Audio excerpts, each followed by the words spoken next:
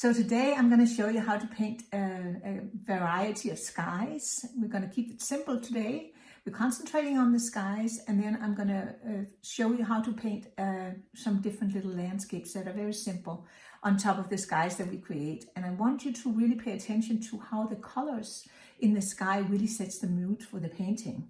So grab your materials. I'm going to go over them in the next chapter here, and then we can get started. So the materials we're going to be using is, of course, watercolor paper, our palette and paints, 2 jars of water. We're going to use some tissue, Kleenex. We're going to use our spray bottles, preferably if you have one that does misting, and then those are the ones that you can get anywhere. And then if you have a spray bottle that'll do kind of like a dot pattern, it's always helpful. We might use some salt. We might use some masking fluid. We might use some white paint of some sort. I have this one here, that's Aquacover by Creative Marks. That's called liquid watercolor paper, and it's designed to cover Arches bright white paper, which is what I paint on. But don't worry about it. Any kind of a white watercolor paint you have, or gouache, or water soluble ink, or if you don't have any, that's also fine, because you can get the same result or similar result with using the masking fluid. And then we are going to use Mr. Clean Magic Eraser, if you have that lying around in your watercolor tool, or maybe out in your cleaning supplies. We might use that for lifting out some clouds or softening some edges. And you can also use, instead, you can also use some cotton pads.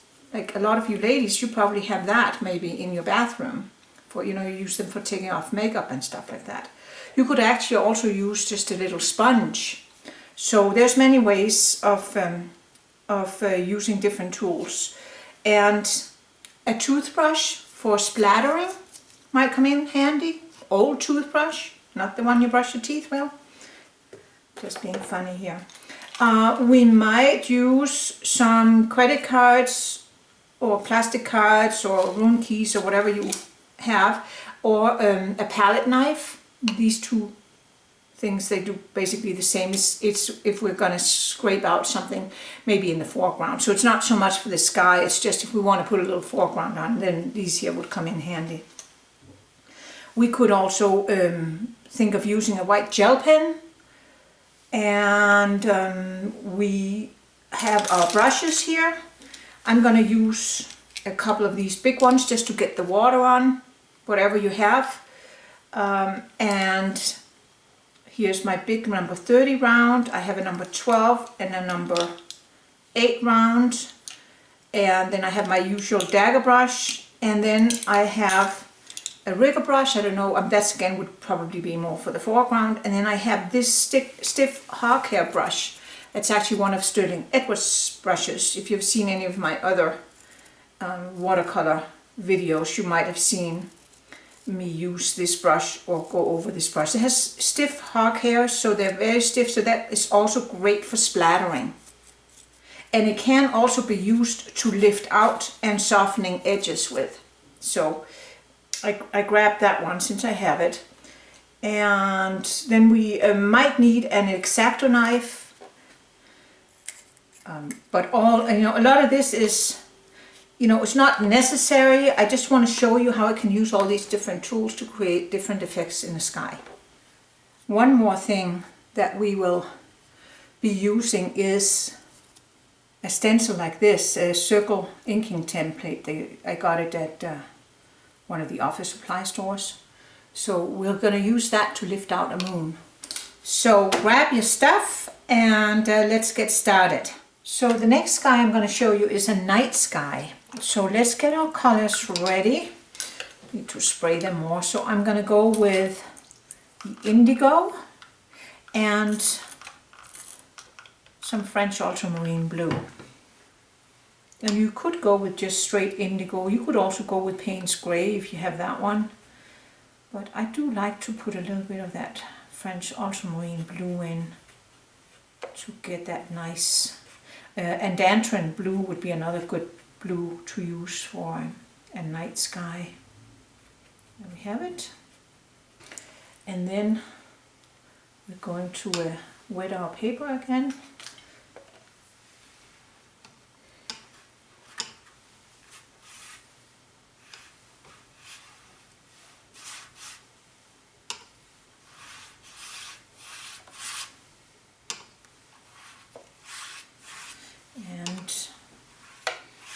I think I'll probably wet this one all the way down too, just so I don't get a hard edge. Just clean up the edges a little bit here, and then with the usual thing, see how it's bubbling up. Give it a little bit of a spray on the back side. There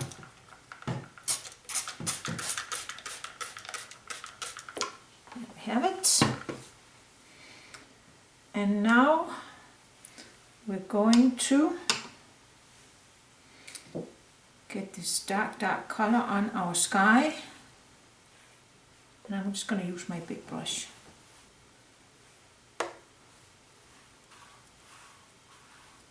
Onto out here.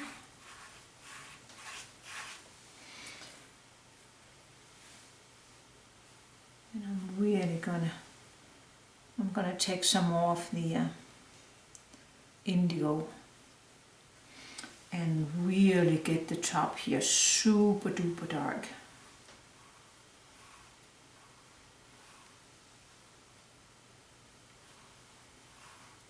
Because you have to remember, watercolor, as you know, it dries quite a bit lighter than what it looks like when you first put it on.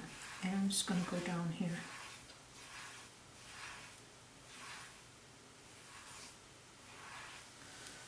Rinse out my brush, dab it,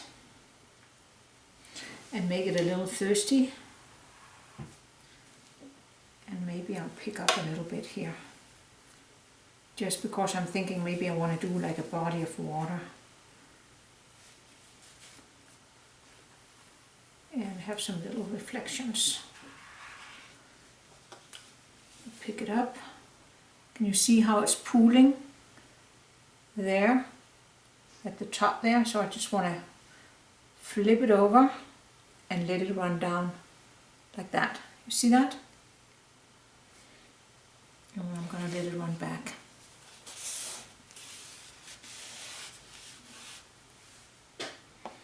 And then run back down again. So if you can't see it. There. But can you begin to see that beautiful color? Night sky. It's kind of a messy business. Especially since that indigo is quite the strong color. Putting a little bit of color in there. It's my little thumbprints. This is not advisable to do this at all. Probably should have just left it alone.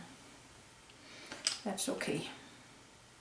And I can show you, so now I showed you what not to do. Remember I said earlier that when you have little things there, you should not try and fix them. See what happens? That was my own fault. But I'm not going to worry about it. So now that it's beginning to dry, what I thought would be kind of fun is to try and take a piece of your Kleenex or, paper towel. I think Kleenex works better. Yeah, see here, I'm getting a big old bloom. Anyway, so I'm going to go in and try and lift out some little clouds in the sky. And the pigment has to begin to soak in a little bit before it works. Otherwise, it's just going to run back in again. And you want to make sure that you get a new area of the Kleenex every time you try and lift out.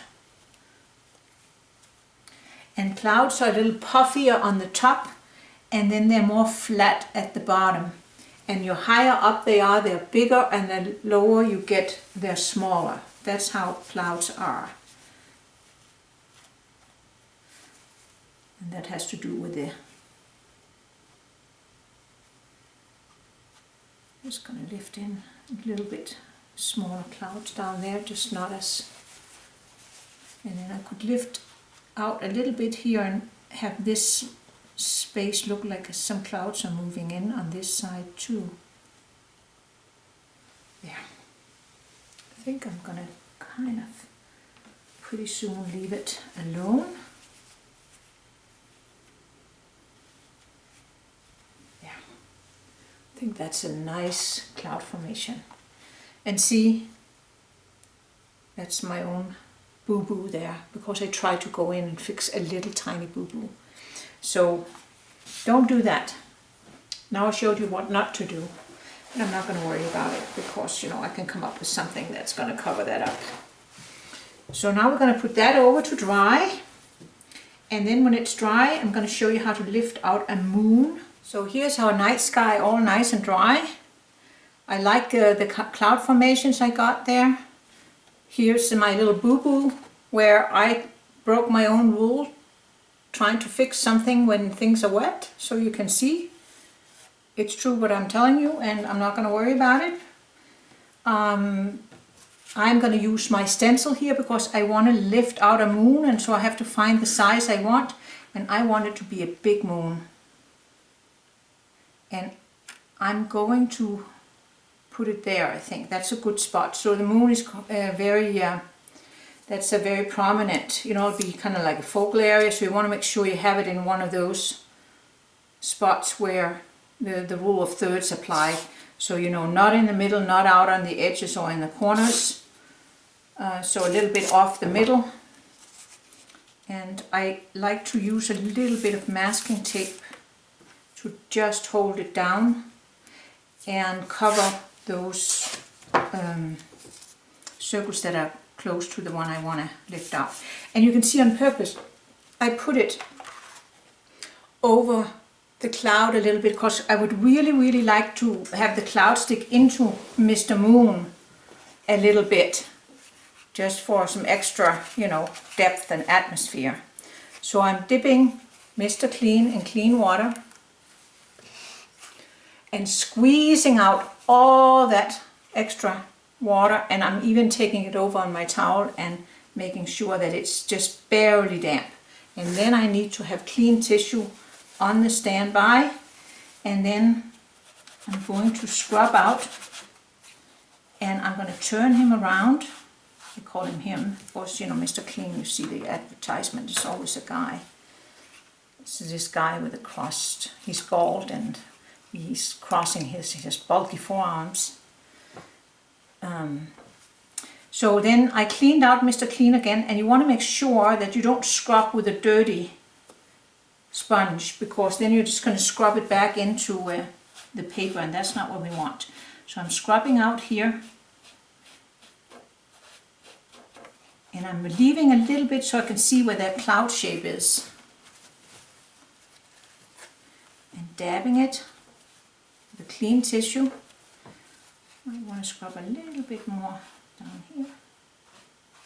But it's, I don't really want to scrub all the way back to the white, because it looks more natural, I find, and more atmospheric if you have a little bit of color still in the moon. So it's kind of like you can see those landscapes up there, the craters and whatnot. Can you see that? And can you see how the cloud is going in? So once everything's dry, we're going to darken that, because then that's going to be backlit, so that piece of the cloud will look darker. So we're going to do that. And then if you had some shapes in your clouds that you weren't quite pleased with, you can use Mr. Clean to lift out a little bit more if you needed to. I don't really want to do it here because I'm quite happy with my clouds, but a little bit there, just so you can see, and be very gentle with this. And this is where you could actually also use the cotton pad, and you can lift out the moon with the cotton pad as well. I find it's better with Mr. Clean, but if you don't have it, and you know nowadays during this whole corona outbreak, you might not be able to get to the store to get that. So then, you know, gotta use what we have, right? But look at that already, how that gives a lot of atmosphere. And gonna wait for that. And then in the meantime, I can go in here, because remember I said I was gonna have to come up with something to fix that boo-boo I have there.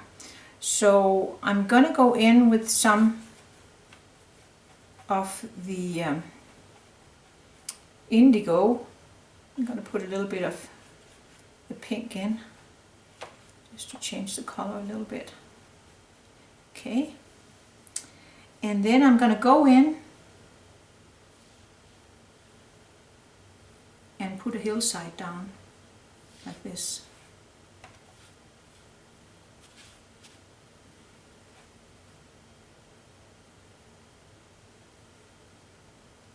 Just like that. There's a hillside. And now, voila, you can't see what I did there. And before it dries on me, I'm gonna go in with my trusted credit card, and I'm gonna scrape out some rocks.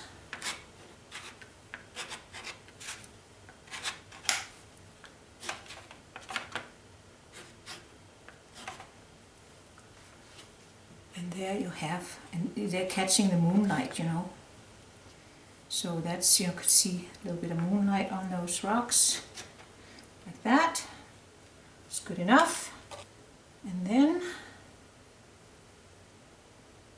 while that moon is still drying, I'm gonna go in and I'm gonna take some more of this, and now I'm having a little bit of the cobalt blue in it, so it's a lighter blue, but it'll still be fine for what I'm going to do now. And I'm just going to go in here bravely, and I'm going to go across like this, turn my paper around, make sure it's straight there, put a little bit more pigment on my brush, and I'm just using this big dagger brush. And then I'm going to go in and create a land shape here. And that way now I've created some water. And now I'm just working on good mountain shapes here. Could be Lake Tahoe. I painted Lake Tahoe so much. A lot of my paintings, they always turn out to be Lake Tahoe for some reason. There, it's nice and straight, I think, yeah. I like that. And to give it a little bit more character, I'm gonna take a clean Kleenex and I'm gonna twist it like this, and before things dry, I'm just gonna go down, up, and then a clean side, down, up, and one more down, up. Can you see how I got a little tiny bit of texture now in those faraway mountains, as if they're also catching a little bit of the moonlight? I think that's good. Yeah. So there's that, and already it's a landscape. I think I can get away now with painting in a little bit of that cloud, and I'm just using a little bit of the blue I have here, and then I'm going to go in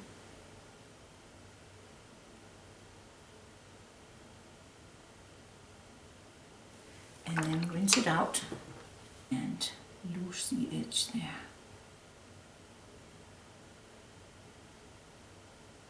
There. Can you see how the moon now is obscured by a little bit of that cloud? It's in front of it. It's already looking pretty darn good, I think. I'm gonna go in with now my x-acto knife. And I'm gonna turn it on the side, and the moon is there.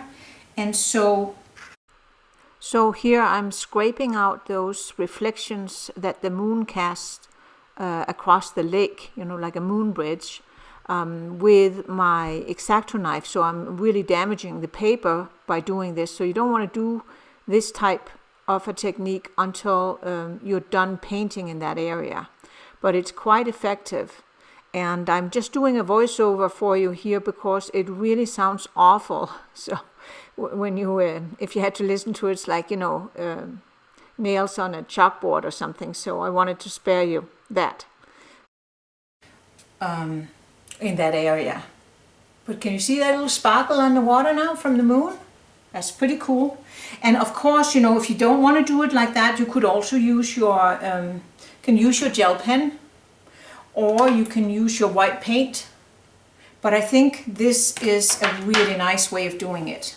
Just feel that I need a little bit more sparkle, but you know, you got to be a little conservative when you do this, because once you've scraped it out, you can't really get rid of it again. So, and then I think I want a couple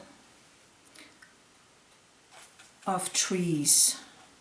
So I'm going to make myself a really dark bluish green with indigo, and had a little bit of burnt sienna here. That'll make it more greenish. And then I already have a dark spot there. So how about if we put a tree here? There. And then I turn it on the side, and I'm going to use the back of my brush, and I'm just going to go in and make an evergreen here. Make sure you remember to cover up some of the trunk. Don't have that trunk show the whole way down. That doesn't look right.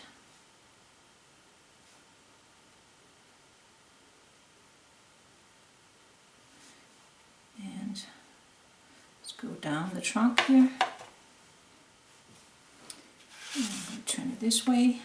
I'm going to make it a little fatter down here.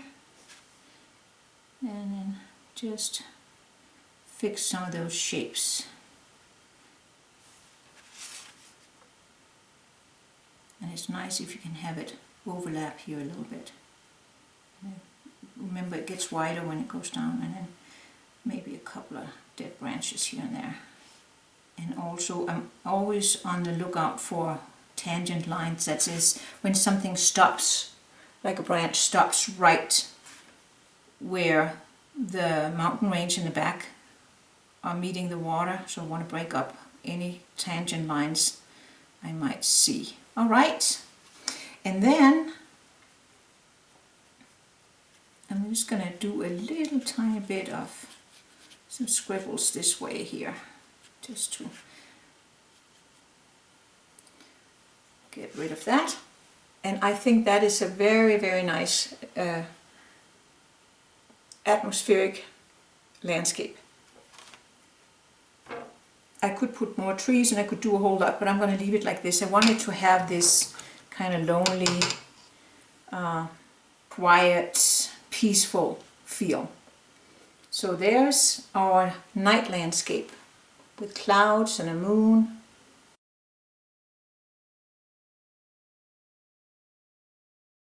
So that concludes our lesson today on painting skies in watercolor. I hope you had fun, and in the meantime, wishing you happy painting. Stay creative, stay positive, and I'll see you soon.